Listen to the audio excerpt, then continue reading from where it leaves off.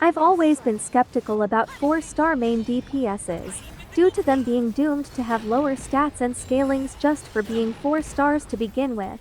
But oh boy, if Gaming is proving me wrong. Starting with his weapons, he is so free to play friendly that one of his best weapons is Mailed Flower, which is a free weapon from an old event. If you don't have it, there is also Rain Slasher, specifically used on vaporized teams, which are his best teams anyway, and we'll talk about it later.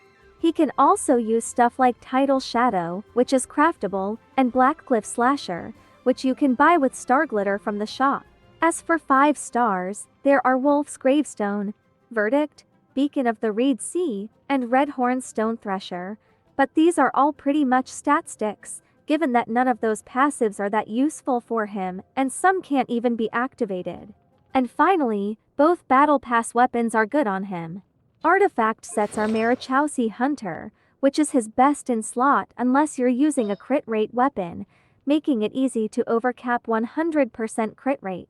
He can also use Vermilion Hereafter, Gilded Dreams if you're playing him in Vape or Melt teams, which you always want anyway, and Crimson Witch of Flames, even though it's slow to build up, making it worse than the other options during the first skills. You can always use 2 Piece of Pyro and attack sets if you don't have good for piece options.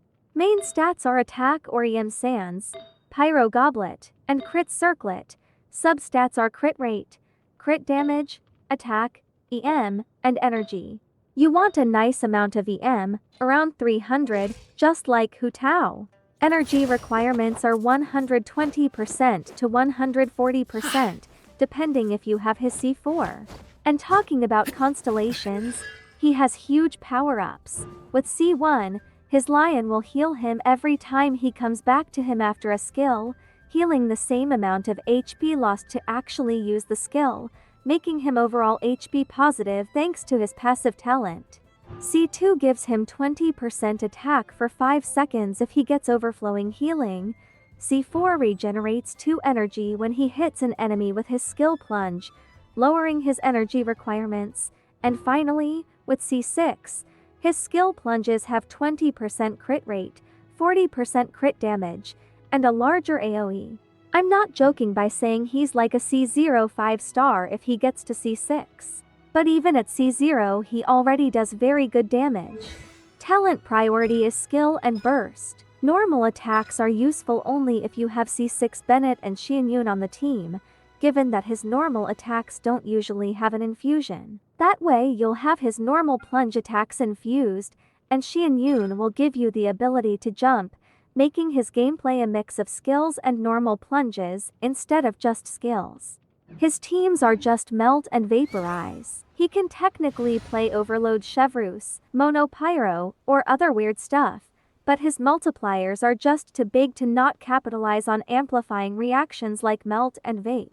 Best teams are Farina, Bennett, and either Kazuha or Xianyun. You can change Farina for Xingqiu. Just remember to do normal attacks while you wait for Minchai to come back. A Melt team with Rosaria is also an option, but keep in mind the Cryo Aura will be tricky to maintain, so infusing Kazuha's burst with Cryo is important.